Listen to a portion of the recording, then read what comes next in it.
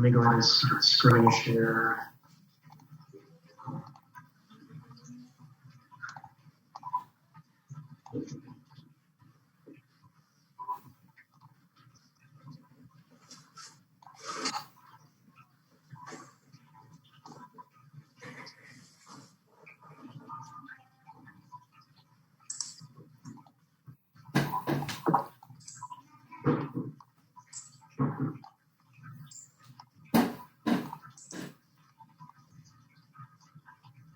Okay, I have 10 o'clock, or 10 o'clock Central, which is 9 a.m. Mountain Time. Still only 11 people. Why don't I give a couple of more minutes before we get started?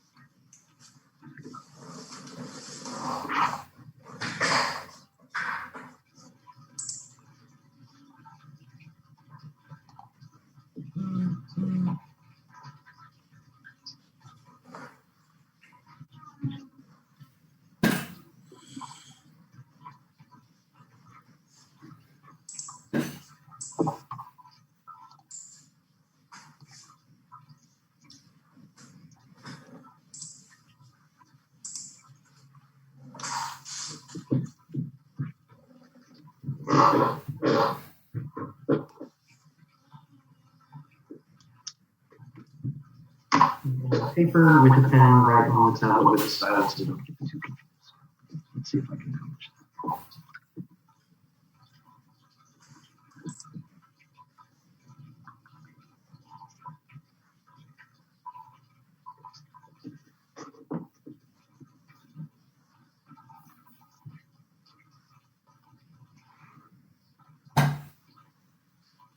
Okay, I have 2 passed, and it appears that our attendance has converged, or at least mostly so. So why don't we go ahead and get started. So nice to see you guys again. Happy Tuesday. Let me start with some old business and some new business. So I made some changes in Canvas over the weekend, got several things uploaded. I just wanted to show those to you so everybody's on the same page. Rather than have us completely improvise every meeting, I managed to get a recurring link set up for class on Zoom. The fact that you're all here presumably means that you found it. I have full contact information here in case you need to connect by some other method like a phone. I think this should work for all of the meetings, and hopefully I don't have to change anything else. We can just come to class. You can see in the important links, I also put the first 6 sections of the textbook, which I already uploaded. I also uploaded the remaining sections of chapter 1. That should be enough to get us through this week, and then at least part of next week. We'll see how that goes. We had also talked about different methods of going through the lectures, so what I'm going to try this week, and hopefully this works better for everyone. I wrote up my notes ahead of time with stylus and tablet. So you guys have here everything that I intend to go through today and whatever I don't get through today tomorrow on Thursday. I will, for class today, start with a blank board and try and write it all live to force me to slow down and talk through what I'm doing so that you have one stream of information to process and not 2. But if there's something that I forget to say or intend to say, it should all be here in the PDF notes. Please let me know if there's any problem with that, if it doesn't render correctly.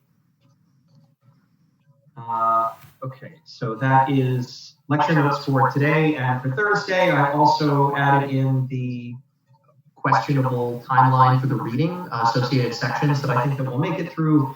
We'll wrap up today, hopefully, Shankar 1.5 through 1.7.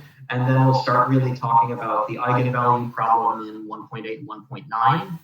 And then 1.10 is really the extension to infinite dimensions, where the concepts don't really change, but now we find out if we really understood them or not. So that's sort of my plan for the next few lectures. Okay, I reorganized things. I got rid of old distracting Zoom links. Hopefully that should all be there. There was already a question about the first homework assignment. I guess it's the first real homework assignment. I uploaded that over the weekend. So I currently have it set up as due 1 week from today. It was brought to my attention that, oh yeah, that's Labor Day. So I will change the due date. I will push it back by 1 day. So you have a week from tomorrow to complete it. Or sorry, not a week from yesterday, a week from today. That's what I meant to say. So I will make it due on Tuesday the 8th instead of Monday the 7th. In general, I'd like to give you 1 week to work through the homeworks, and I hope I can get on a cycle where they are assigned and due on Fridays. We'll see if we can.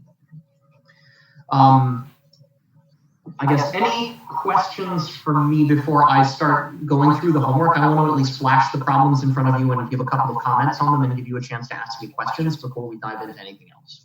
So are there any like old business, new business questions that you want to discuss with me before I talk about homework? Okay. So here's the homework file. So I wrote it as a PDF. It has 4 problems. I would like you to solve the problems yourself. You can do it on paper and then scan or take pictures of the solutions. If you are familiar with typing equations in Word or LaTeX, that would be wonderful because then I don't have to guess what your handwriting means. But either way, if you can write your solutions and then submit them to me as a PDF, you should be able to submit the assignment through Canvas. So when I go to assignments, I go to homework 1.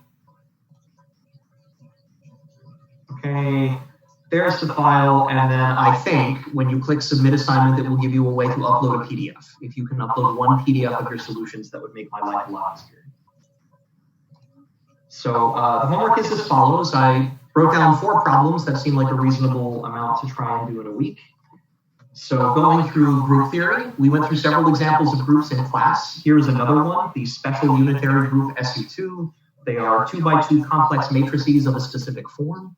And then I asked you to go through and check various properties, check that they are in fact special, that they are in fact unitary, compute the group algebra, the group multiplication rule by multiplying a couple of these matrices together, check the properties that it's a group like we've done in class. And then this last point is really important, but I don't think we'll be able to appreciate it fully until we come back to this much later in the semester, that there's a very deep connection between this group, which doesn't look like the Pauli matrices, and the Pauli matrices, which are called the generators of SU2. So here we explore a little bit what that connection is, that you can write the group elements in terms of the Pauli matrices, even though the Pauli matrices themselves are not members of this group. So this explores that relationship. Problem 2 is about the vector space of the Pauli matrices. So we explore that in more detail. It's just these 3 2x2 matrices that most of you are familiar with. I just make this comment. This is a for your own information comment, not a you need this for the problem comment, about how Pauli matrices relate to spin and how they show up in a quantity like the magnetic energy of a spin 1/2 particle in an external magnetic field. And then what I ask you to prove are just sort of various algebraic properties of the Pauli matrices, that they are self-inversive, that they are trace orthogonal.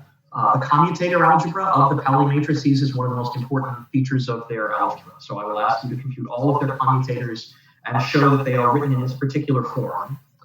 I don't know what you guys have seen before and what you might not, so maybe for my own information, can you guys vote like yes or no in chat to tell me, have you seen this quantity before, the Levi-Civita symbol epsilon ij?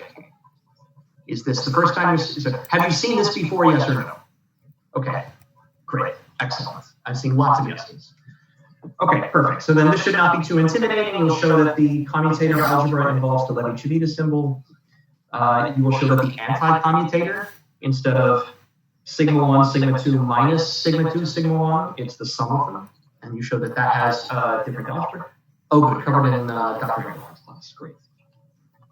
And then you will use both the knowledge of the commutator and anti-commutator together to write down the general group multiplication rule of the Pauli matrices. And then sort of the last part is the most involved part. Is sort of once you've established all of these properties, show that they satisfy the criteria to be a vector space, and show that the dimension of that vector space is 4. I think that's all very much along the lines of what we covered in class. I wanted to give problems that test your understanding in different ways so that I can see how clear your logic is working. So I've asked you here in problem 3 to describe for me in words a proof that is largely given to you in the text.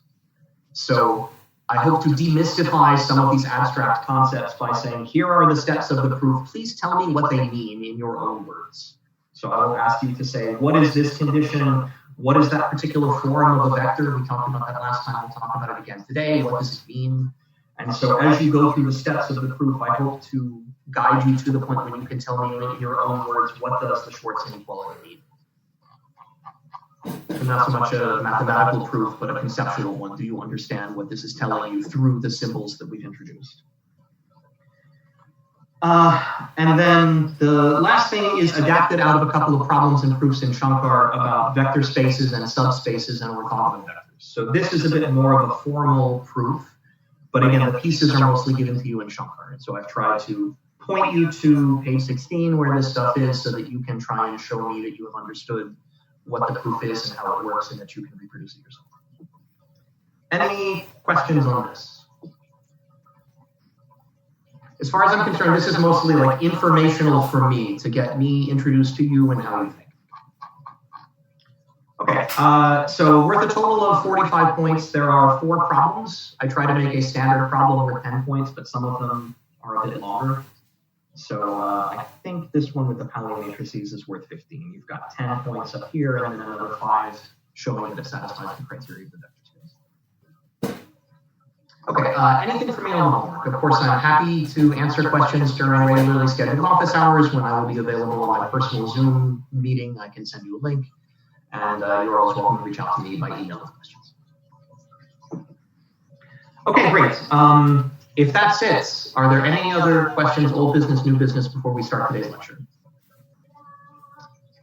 The class should be automatically being recorded. I did not pause it this time, so I think we're in business. Okay. If there is nothing else, then let's dive on in.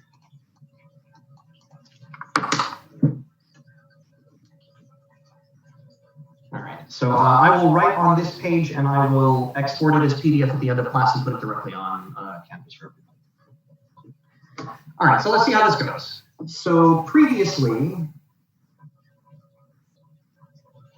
it helps if I use the new stylus and not the old one. Okay, so we talked about the criteria for a vector space.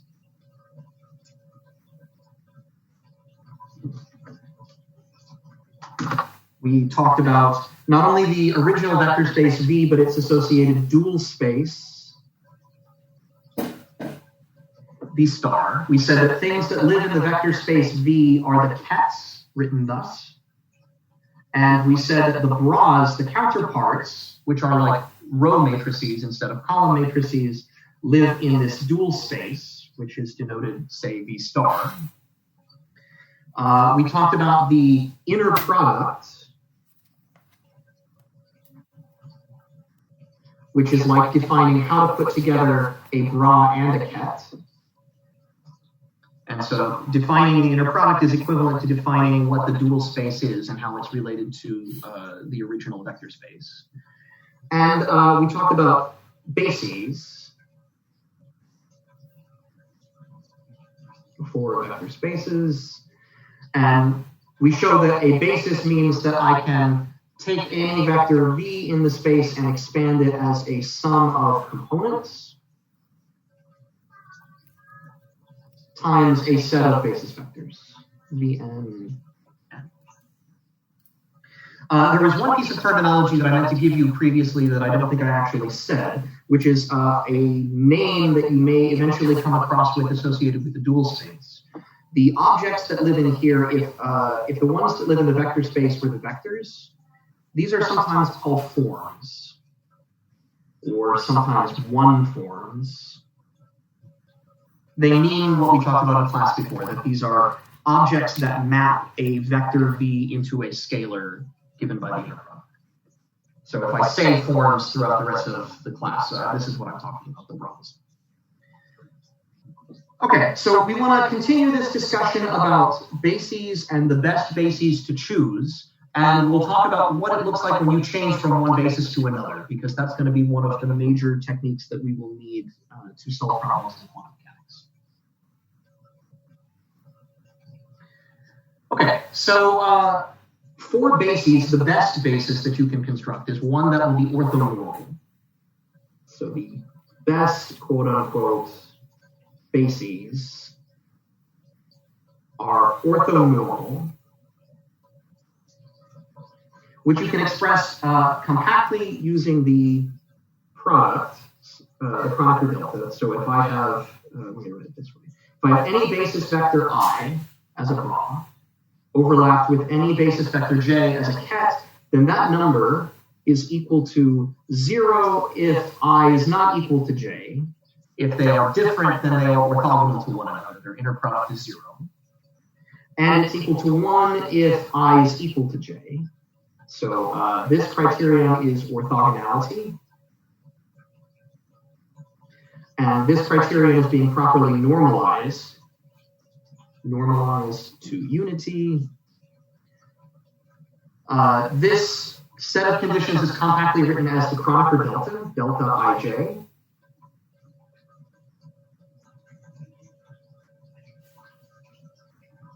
I assume if you guys are familiar with the Levi-Civita symbol that you are also familiar with the Kronecker delta. That also makes my life easier. A word of caution.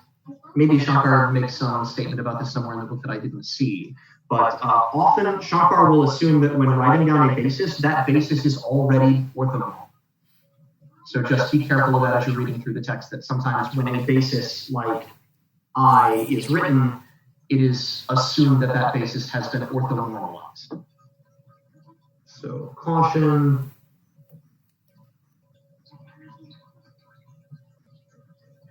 In Shankar,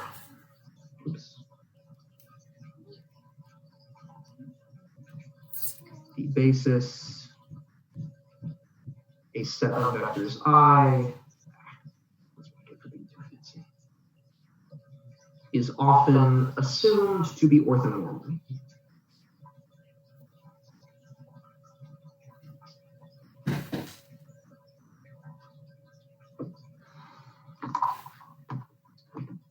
Okay, an orthonormal basis and the dot product, or the inner product, together give you a very simple way to identify what the components of the vector are. So, since any vector v can be expanded as v11 plus v22 plus dot dot dot vnn, I can write this compactly in summation notation. This is sum over I vi times basis vector I. I can use the inner product to get rid of almost all of those basis vectors except one, and that will select one specific component. So if I project onto basis vector j,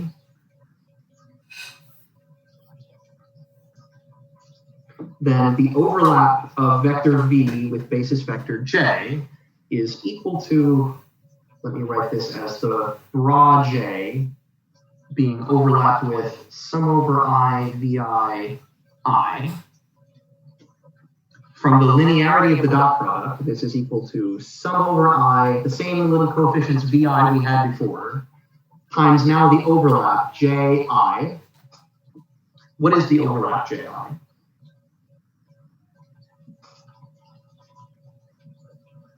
Anyway, what is this equal to? The Kronecker delta? Kronecker delta. Delta ji, if you want to be particular. So this quantity is equal to 0 unless what? I equals j. I equals j. So there are many terms in the sum being computed here. All but one of them die as soon as I try to take the overlap with basis vector j. The only thing that remains is the j term in the sum. Only I equals j term survives. So to a certain extent, you can think of the Kronecker delta as being like the inverse of a summation. This is the thing that kills a sum. And so the Kronecker delta ji kills the summation, sets j equal to I, and you're left with just v sub j. So this is for an orthonormal basis.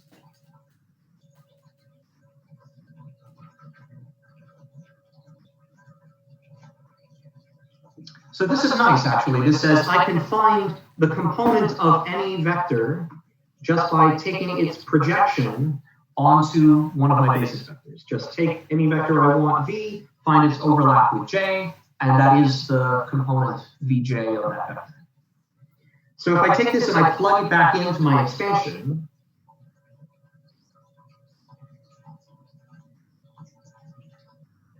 so now I have vector v equals sum over I, vi, basis vector I.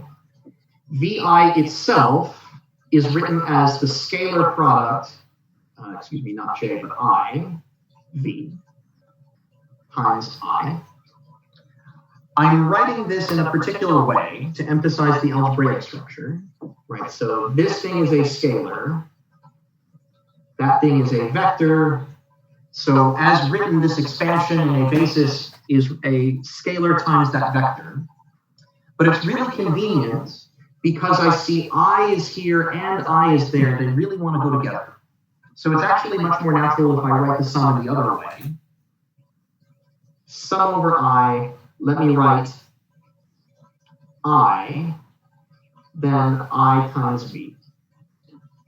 Same thing, just for some weird reason I decided to write the scalar after the vector. The reason is because this looks a lot like something acting on v gives v back. So all I've done is I've taken the original basis expansion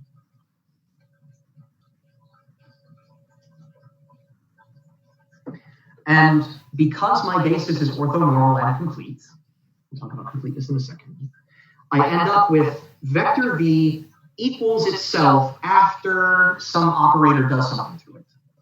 If this is some operator that gives back any vector v that you feed it, this operator is just the identity operator, 1.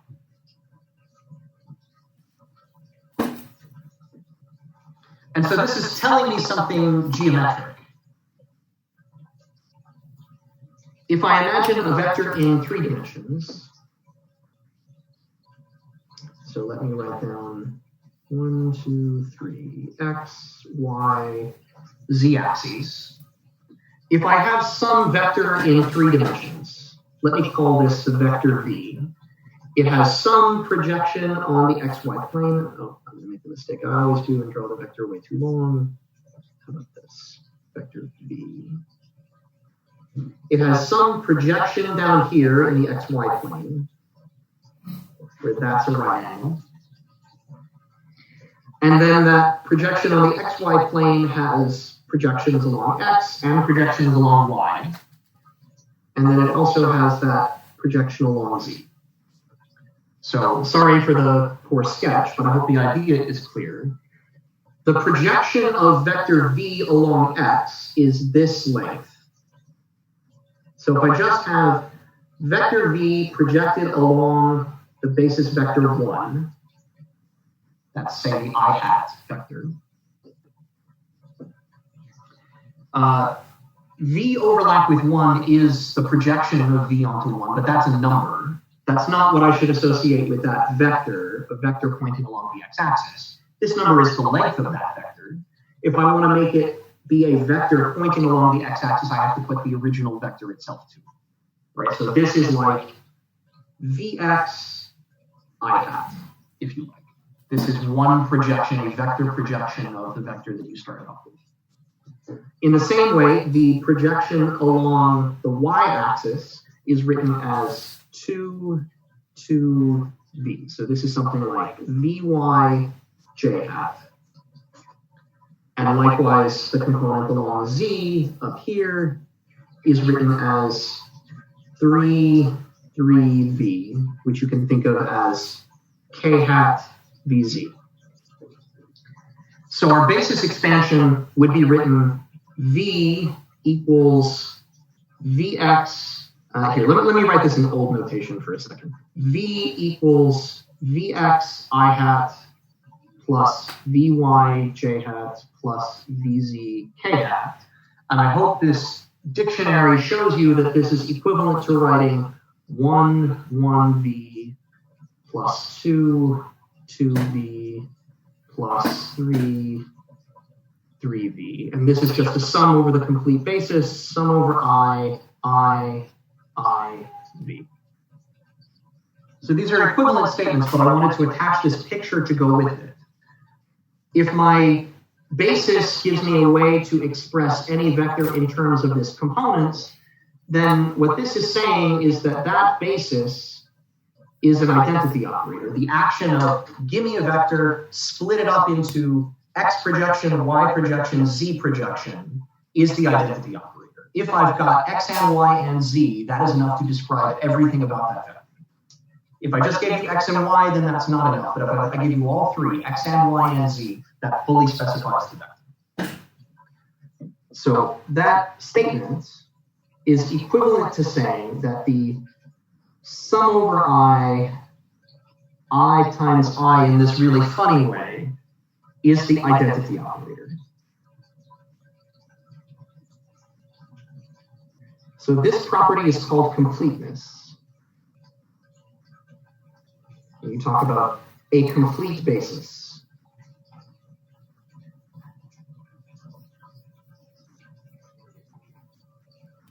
So in this example, 1, 1 plus 2, 2 plus 3, 3 equals 1, 4, 1 equals I hat, 2 equals J hat, 3 equals K hat. So clearly this basis would not be complete for a set of three-dimensional vectors if I only had the first two. That would be an incomplete basis for R3. If I have all three, then it is a complete basis. Okay, so this is the notion of completeness. I also want to touch on this really funny notation right here. So let me move that down. We talked about the inner product.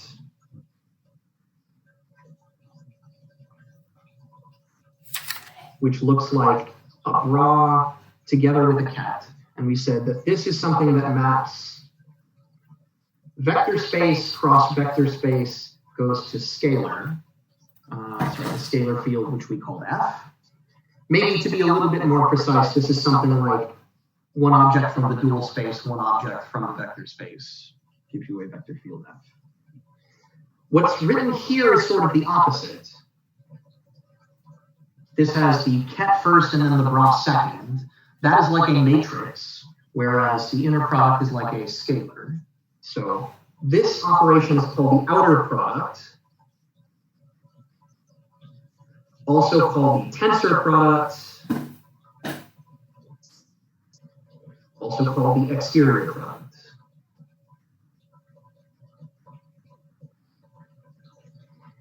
So the idea is that when I write down something like this, ij, for let's say ij equals 1 up to n,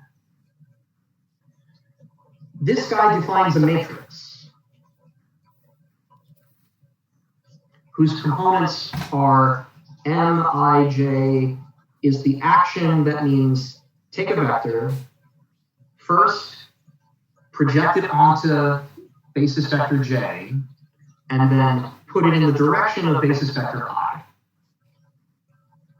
So this matrix looks like, if I had a 3 by 3 matrix, this would be 1, 1, 1, 2, 1, 3, 2, 1, 2, 2, 2, 3, 3, 1, 3, 2, 3, 3. And so this guy is a mapping that takes one vector to another vector. So this is a mapping V to V, because if I have some vector V and I hit it with this matrix, let me write sum over J, I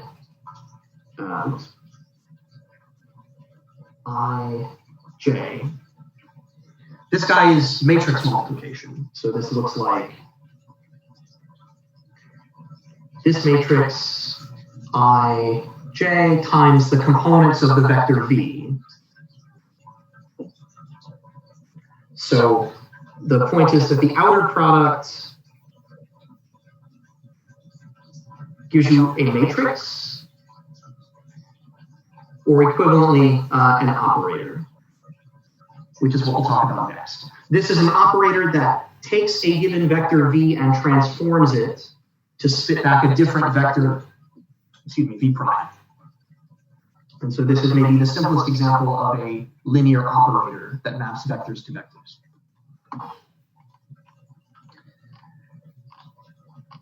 Okay, couple other comments that I should make before I move on. I want to emphasize the property of completeness, because this is something that you've already seen in other contexts, perhaps, without calling it as such. So, other examples of completeness.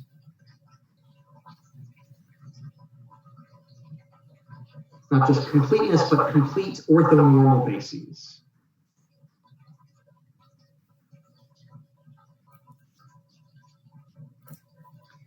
And this will really become important when we're talking about vector spaces of functions.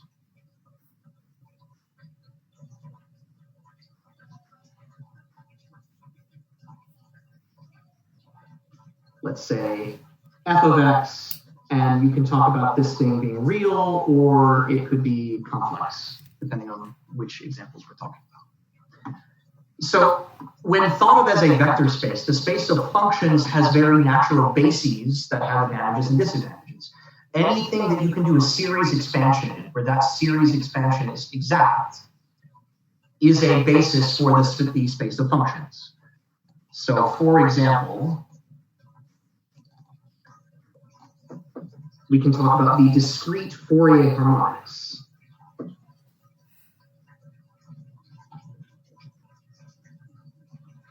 Or in other words, this is the Fourier series representation.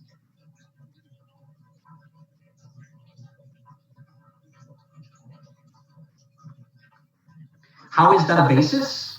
Well, the states n, since they're functions, they depend on some variable, let me call it phi. The vectors that have index n are just the sines and cosines with harmonic n. So if everything here is properly normalized, I would include a 1 over square root of 2 pi to begin. And it's e to the I n phi for n and integer. And phi a real number. These look like functions, they don't look like vectors, but they meet all of the criteria of a vector space. There are an infinite number of these basis vectors, which is why we'll come back to these kind of examples again at the end of chapter 1 for the infinite dimensional case. So this is weird because there are infinite number of them, but they are discrete at least.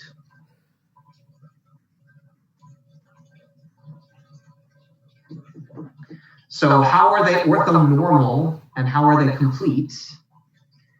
The orthonormality condition tells you about the overlap of two of these vectors. So if I have n phi, which means the function 1 over square root of 2 pi e to the I n phi, I have to define what I mean by an inner product of functions. That usually is an integration. I take two functions, multiply them together, and I integrate it. When you integrate that integrand, you get a number. So that satisfies the criteria for an inner product. It takes two vectors, combines them together, and then after integration gives you a number. So that's a form of the inner product. So if I take a different basis vector m with the same argument phi, recall that there is skew symmetry, so I have e to the I m phi complex conjugate. The natural inner product is integrating this thing over phi, let's say over one period from 0 to 2 pi. And then I already had my 1 over 2 pi's. I had a square root 1 over 2 pi from each of my properly normalized basis vectors. So together I get a factor of 1 over 2 pi. It is a straightforward but maybe a little non-trivial exercise to evaluate the right-hand side and show that this does in fact give you the Kronecker delta, delta mn. or if I write it the other way, delta m n. So you can see why this works.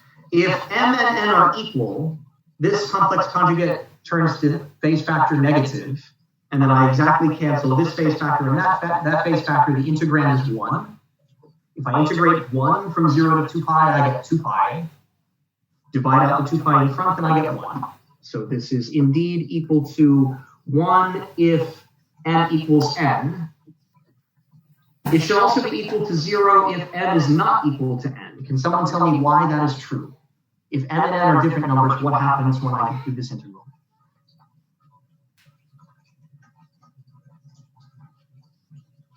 Am I going to get 0 like I'm supposed to? Yes. Yes. Can you tell me why? When you are integrating an exponential and the value would be same at 0, 1, or 2. Yes, exactly. Very good. It comes from the periodic limits, 0 to 2 pi. These things together, if they don't cancel, they're just some e to the I whatever phi. Right? This is cosine something phi plus I sine of something phi, if they didn't cancel. If they don't cancel, these functions are periodic, and I integrate them from 0 to 2 pi, I get 0. Integral 0 to 2 pi d phi blah, blah, blah equals 0. So it does in fact work, but there's a very non-trivial conceptual link between these integral identities and thinking of these as being vector spaces. And in my mind, all of the chapters of Jackson E&M on special functions that are so terrible and hard to understand are a lot easier to wrap your mind around when you think of them as being a natural basis for the space of functions. And I can pick any basis I want. I can pick a Fourier basis, I could pick a Legendre polynomial basis, I could pick any complete basis as well. But it's best if I pick the natural basis for the differential equation I want to solve. Can anyone who's not speaking please mute your microphone? I think maybe I have the ability to do so also. Okay, thank you. Okay, so just by example, we show that this set of basis functions are in fact orthonormal. Are they complete? Completeness means that if I had, let's see, the same angular harmonic n and some variable phi prime, different function, same angular harmonic, different variable phi. If I add up all of my basis vectors, sum n equals minus infinity to plus infinity, this guy has to give me the identity operation. If this is true, then my Fourier sine and cosine waves are a complete basis that can be used to build any function. This statement of completeness is essentially the same thing as stating that a Fourier series can always be found, if this is really an identity operator. So is it? This is sum n equals minus infinity to plus infinity. I again have a 1 over 2 pi that came from my normalizations. And now I have the ket is e to the I n phi prime. The bra is e to the I n phi conjugate. So is this going to give me an identity operation? Maybe it's not trivial to see. This is of the form of a geometric series. Again, we can come back to all of this in more detail towards the end of this chapter. Sum over n e to the I n phi prime minus phi. So this is sum over n e to the I phi prime minus phi to the n. And this is the form of a geometric series. And basically, by analyzing it as a geometric series, you show that this thing is going to oscillate forever. It's not going to converge. It's ultimately going to give you 0 because those oscillations cancel themselves out, unless phi equals phi prime.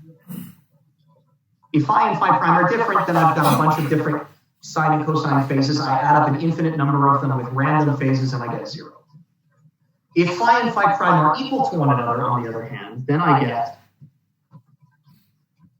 sum over n from minus infinity to infinity of 1, I get infinity, whatever that means. You have to be more careful about what precisely that does mean.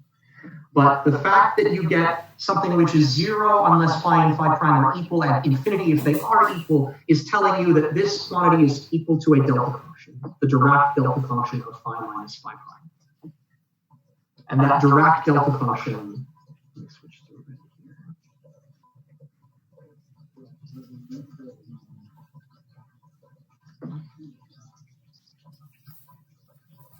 That Dirac delta function is basically like a continuous version of the Kronecker delta, and that is the representation of this identity operator 1 in this function space. So everything that you already know about Fourier series can be expressed as statements about vectors. And I find it very helpful to recast these things in a vector language so that you can understand the completeness relation of all the various identities associated with these Fourier harmonics as vector properties. So I can go on and on about this. Other examples are the continuous Fourier transform.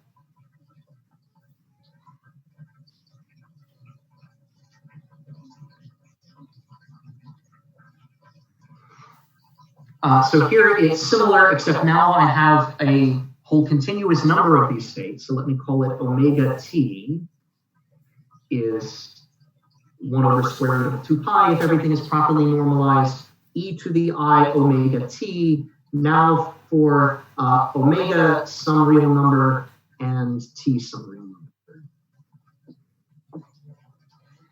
And now when I do the overlap exercise, if I have two different values, omega prime t, omega t, then this inner product, the natural inner product, is again the one that you get by integrating over the domain, 1 over 2 pi, integral dt. Now the limits are minus to plus infinity, not over one period, but totally unrestricted.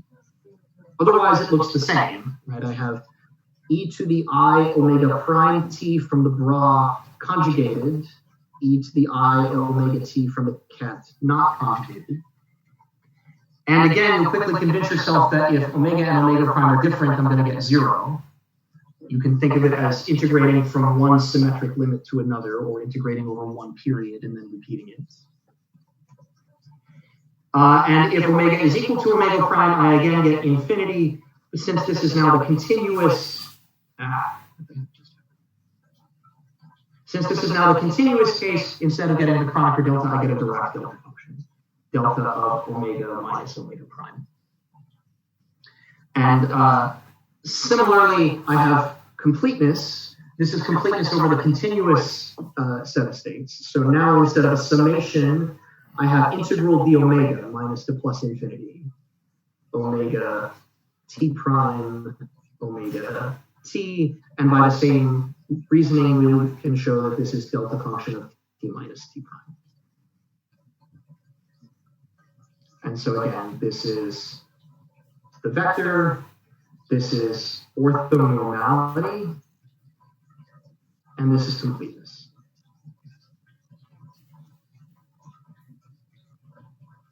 So the short answer is every useful transform or series representation that you know is giving you a complete orthogonal, well, maybe not orthogonal, maybe not orthonormal, but a complete basis that is useful for some reason for the space of functions. So every series representation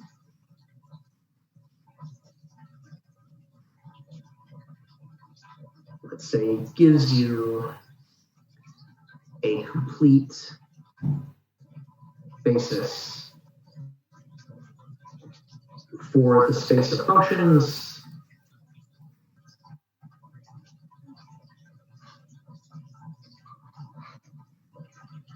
Some bases are more useful than others.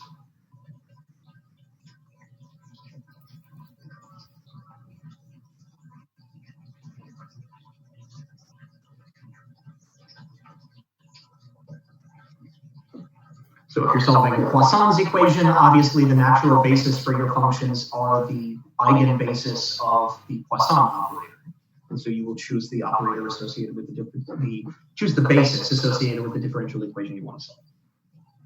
Okay, any questions on this before I move on? I really wanted to make this point carefully about reinterpreting things you already know about functions as statements about vectors.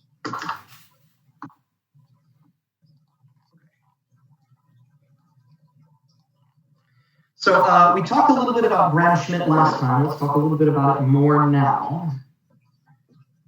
So any set of linearly independent vectors can be orthonormalized using the Gram-Schmidt procedure. Any set of n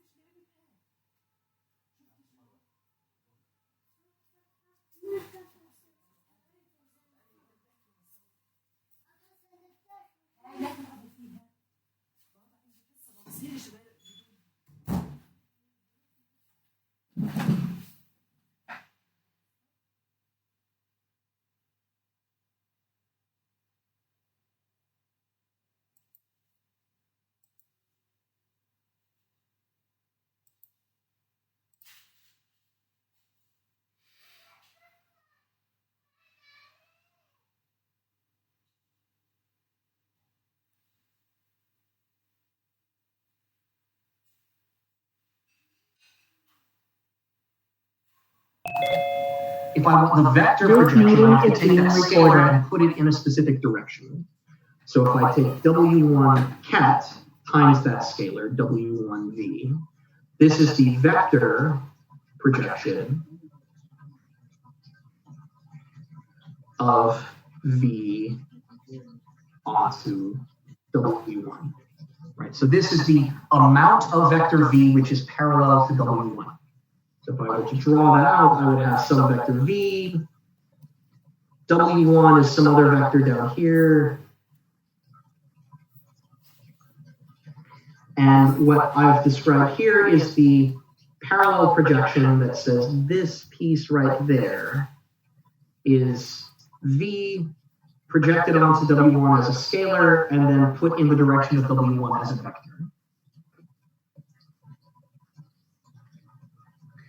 And so now you see the importance of this, because if this thing in green is the parallel part, then what's left is the orthogonal part, the perpendicular part.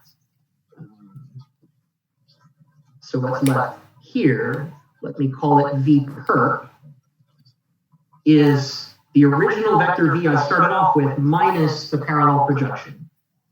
W1, W1, V. And so that's the key. So then V minus W1, W1, V is the perpendicular part. Let me maybe phrase it this way. It's the part of V which is perpendicular to W1. Now, I should say here, I've already cheated a little bit. I've used an assumption that the vectors W1 are normalized. So let me specify here that I'm already using the fact that this guy is a unit vector. W1 overlap with itself is equal to 1. If I didn't set it equal to 1, I would need to make it equal to 1, and then you do that by just dividing out the norm of the vector at this level. And I think we mentioned that.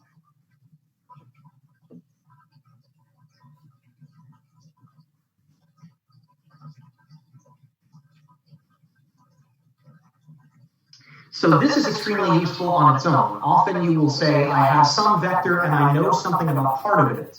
And then it will be advantageous to split that vector up into a piece parallel to the space that you know information about, and a separate independent piece which is orthogonal to the space that you know something about.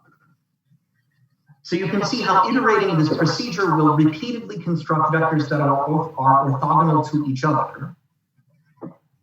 And so in this way, if I start with a vector, let's see,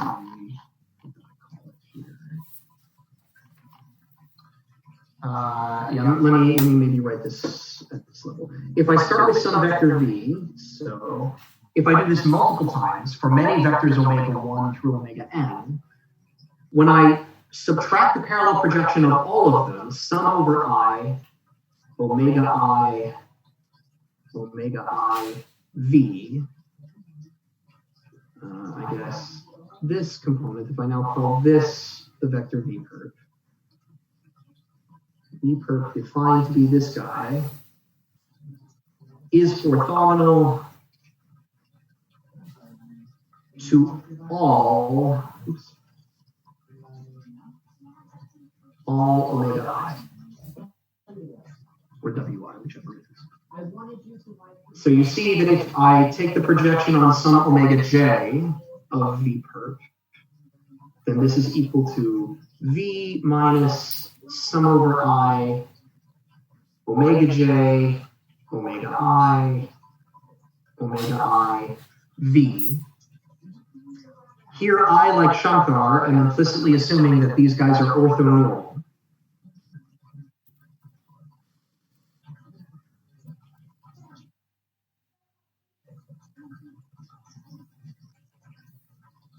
And so if these are orthonormal, then this is the Kronecker delta ij. The Kronecker delta kills the summation, and I get, oops, I forgot to write the overlap here, omega j, that's important. So please don't forget the thing I forgot, put this there. And so then you see that this gives me omega j v minus the term that's left, which is also omega j v, equals 0. Omega j v perp equals 0 for any omega j. So this is how we see that a vector constructed by successively removing all of the parallel projections is orthogonal to all of those vectors. So for this reason, it's not really a big deal to assume that any basis has already been turned into an orthonormal basis, because you always have the ability to do so. And this is called the Gram-Schmidt procedure. اليوم عندي محاضرات من هسه بلش المحاضرة 1:15.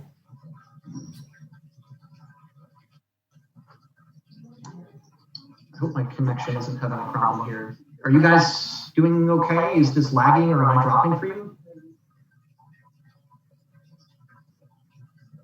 We're okay? Yeah, you're fine. Okay. Right, so the idea for Gram-Schmidt is that I start off with a set of vectors. So given a set, let me call it 1, 2, ... n,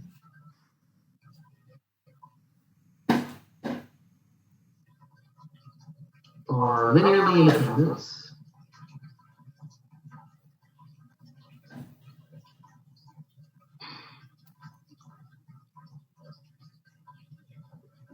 The problem is when I get to the bottom of the screen, I start hitting buttons I don't intend to. Linearly independent. They can be used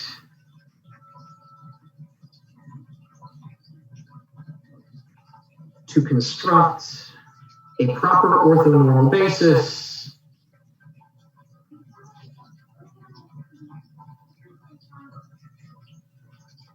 and let me call that N1, N2, and so on. Sorry, this appears to be terrible notation. We're now calling it N sub N. Okay, so how does it work? First, I start off with one vector that I don't need to make it orthogonal, but I do need to make it a unit vector. So step 1, take vector 1 and make it a unit vector.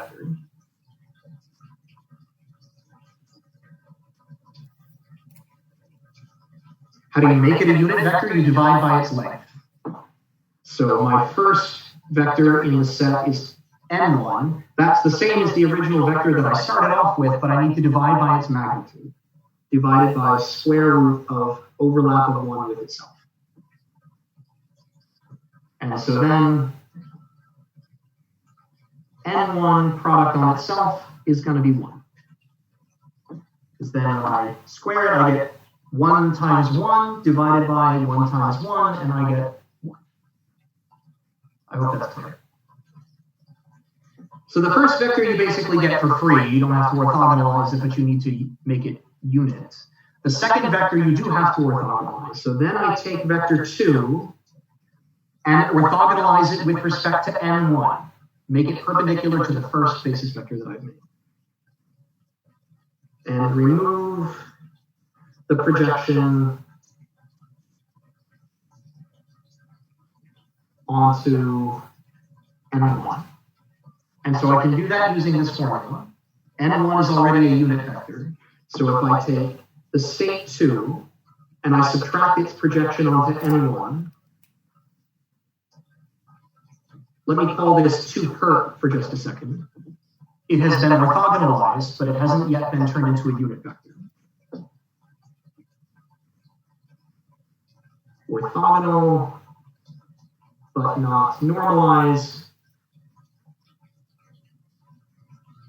We already showed that this vector is orthogonal to n1. And so then my second basis vector, n2, is just that perpendicular component, 2 perp, divided by its magnitude. Square root 2 perp, 2 perp.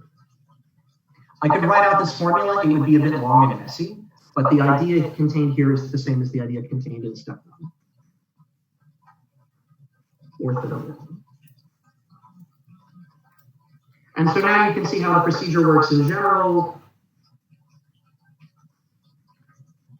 If I have some new basis vector I, first I need to remove the projection on all of the vectors that I've constructed already. So remove parallel projections.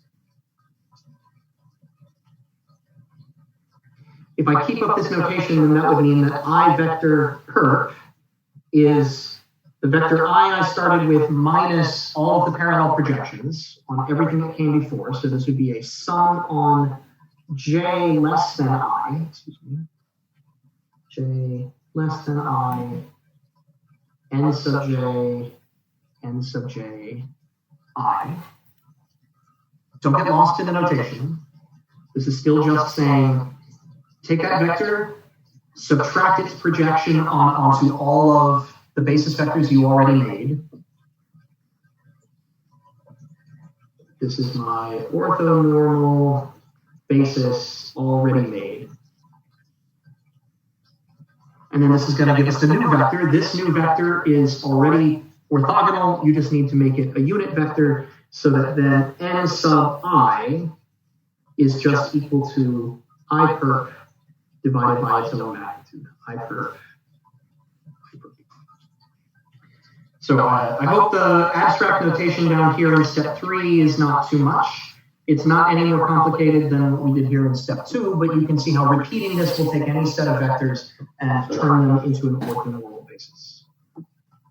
So even though it's a different step to assume you have an orthonormal basis, you can basically always do it and don't have to worry about whether it's true. Okay, any questions at this point before we discuss linear transformations in the remaining 15 minutes?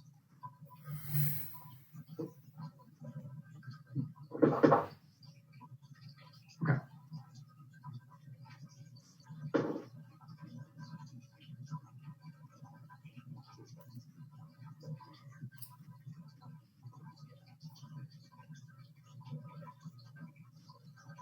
All right, so linear transformations or linear operators are used interchangeably. So a linear operator denoted capital omega, gosh, that's terrible, capital omega. As we already said, this is a mapping of the vector space to itself.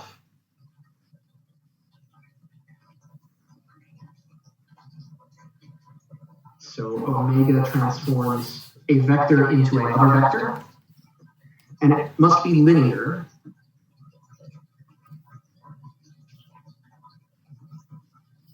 So this linearity condition means that when I write omega acting on a state V, right, so first let's get this basic notation and then I'll tell you about the linearity conditions.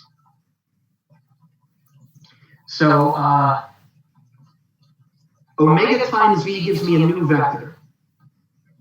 For now, I'll just call it V prime.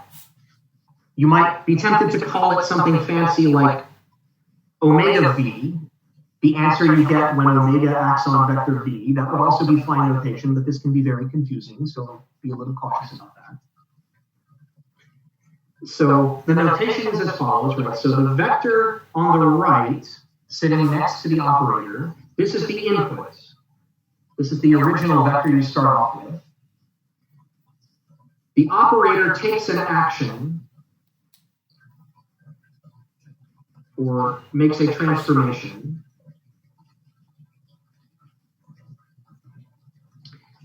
And what that gives you is the output.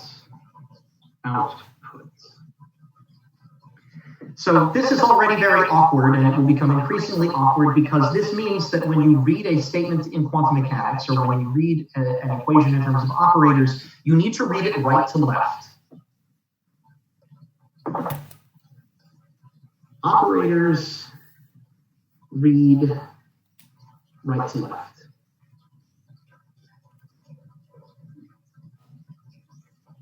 So what that means is that now if I have a sequence of operations, if I have, maybe let me represent it this way. I have some vector V, and first I want to take operation omega 1, and then I get V prime. And then I want to take another operation omega 2 to get V double prime, and then I'll make some other operation omega 3 to get V triple prime. When I write this, it's not going to look like it would in causal order left to right. This is not written omega 1, then omega 2, then omega 3 on the state V. Instead, we'll say, that vector V prime that you get is the answer from letting omega 1 act on some vector V. And that vector V double prime is the answer you get from letting omega 2 act on the state V prime. And we already said V prime, that's omega 2, and this is omega 1 V. And likewise, V triple prime is what you get from letting omega 3 act on V double prime, and we already wrote V double prime as omega 2, omega 1 V. So you can see when I start stringing together a sequence of transformations, I will have instead, let me write it this way, V triple prime equals omega 3, omega 2, omega 1 V. So that means this guy on the far right is your input, then the first operator, then the second, and so forth. This can be very confusing when you're reading or writing an equation in a vector space or in quantum mechanics. It takes some practice to get used to the fact that you read time or order of operations from right to left, starting with the cat and then working backwards. Okay, so that is what I mean. That is what the notation is that we've constructed for writing down the transformation of a vector. What are the linearity conditions?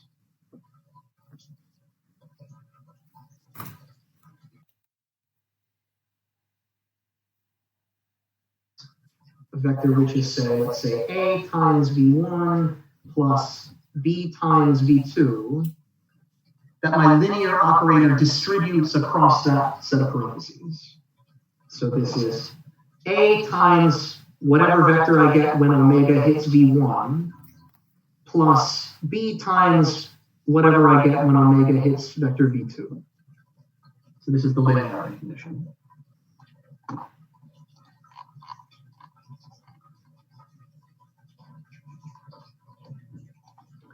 Okay, a basis provides a very natural representation of the transformation. especially if you use the same basis for both before and after, right? So we said my operator has input and output. If I represent both the input and the output in a common shared basis, then I get a simple representation for the transformation.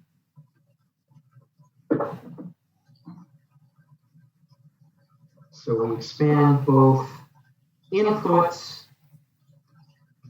V equals sum over I, let me write it this way, V, and outputs,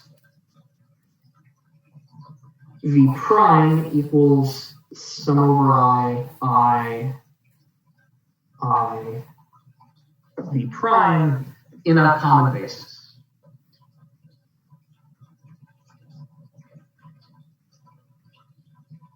And I will assume that this is an orthonormal basis.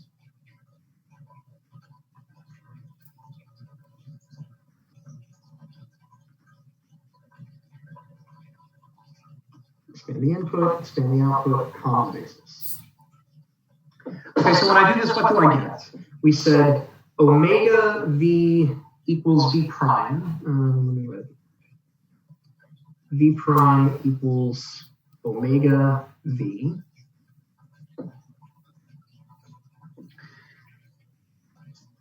So if I now expand this, so V prime equals sum over I, V prime.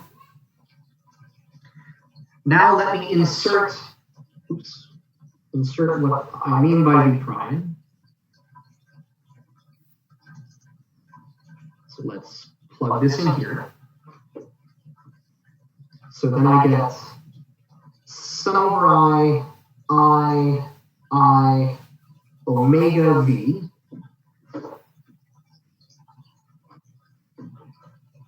Now I want to do the same thing again.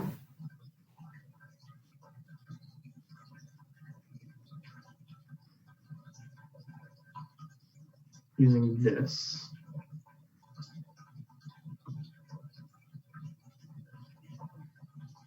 I've already used I once, so I'll call this J for my second summation. So this is sum over I and J, I, omega, J, V. And so what this tells me then is an expression in terms of the components of V, components of V. And now what it's done is it's expressed the transformation of the operator omega in terms of what it does to the basis vectors.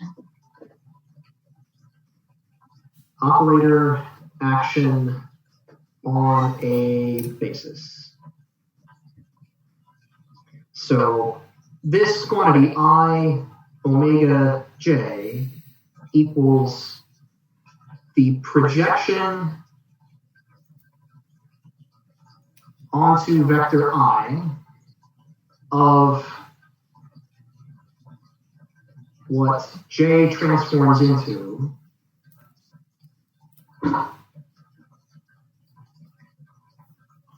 after action of omega. So what I mean by this is I start off with some unit vector I hit it with the map omega, and then now it turns it into a new vector. I had I to begin with, and now I get some new vector omega acting on I. Sorry, for notational consistency, this should be J.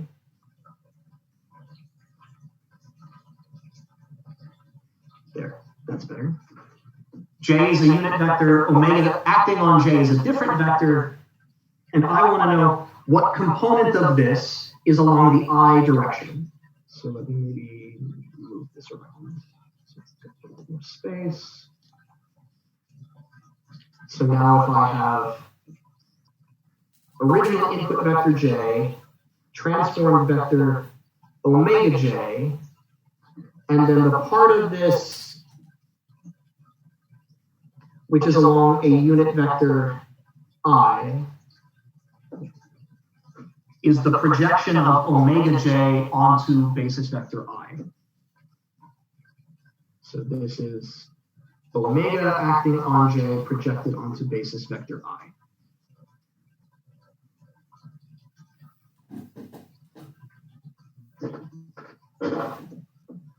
Okay, so let me rewrite what we've said. We said vector v prime is equal to sum over, here, let me put those steps together actually. So we started out with v prime equals omega v, and we said this is now equal to sum over ij I omega j jv. So notice what's happened when we've done these manipulations. It kind of looks like, if I rewrite this right hand side, so this looks like sum over I omega, which we started off with, sum over j v. So we started off with omega, it's still there, v, it's still there. What we've done is effectively inserted two things.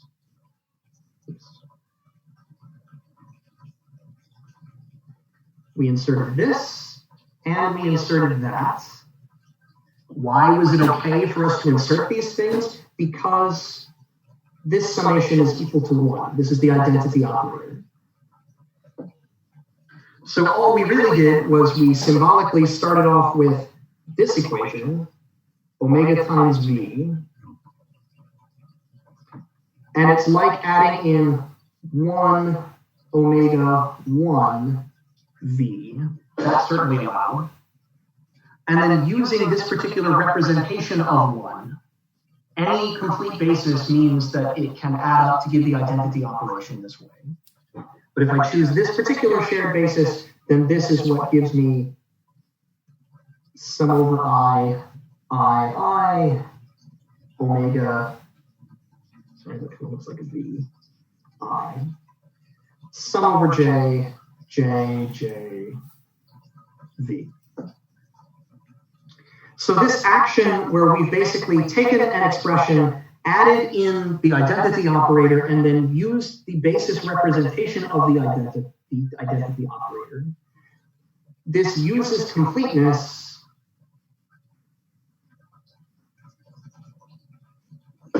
and so this is referred to as inserting a complete set of states or inserting a complete basis. We will need to do this a lot. Inserting a complete basis, emphasis on completeness, or inserting a complete set of states.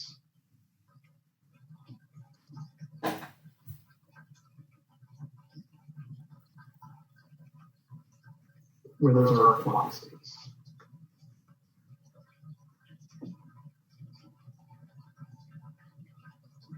Okay, so we're about to wrap up, so let me just hit the punchline of this derivation.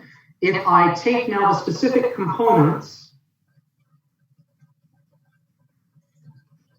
v prime, and I project it on basis vector k, then this is equal to sum over ij ki omega jv.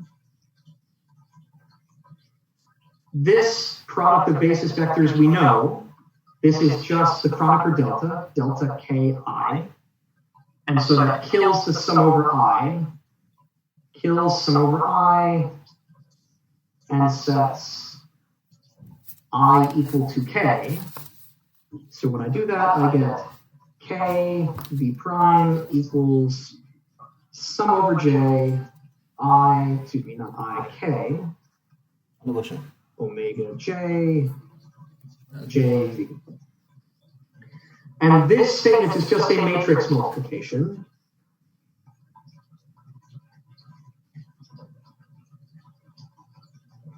which says that the components of V prime are a column matrix, V prime K, components equals omega omega Kj times the components of the original vector V sub j. So these are called matrix elements.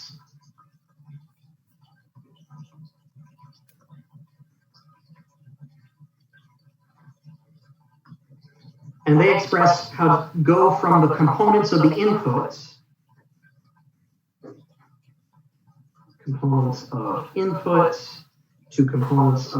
outputs. And so this is another reason why the algebra of linear transformations must read right to left, because every transformation is like multiplying by a matrix.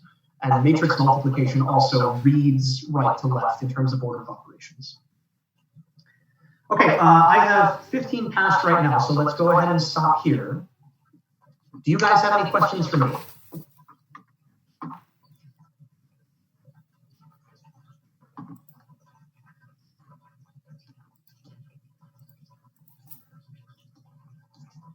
Okay, if not, then thank you guys for coming. I will see you Thursday. Please feel free to reach out to me. Let me know if you have questions about the lecture or about the homework. I will be going to my office hours now. I will be available in my personal Zoom room. If you guys want to meet up with me during my office hours, drop me a line. I'll send you a link and you guys can come. Enlarge the font right, please. Sorry. I need to be zoomed out enough that I can see lots of things, but at the same time zoomed in enough that you can read it. It'll take some practice. Okay, if not, then I will be available in my office hours and I will see you guys on Thursday. Thanks very much.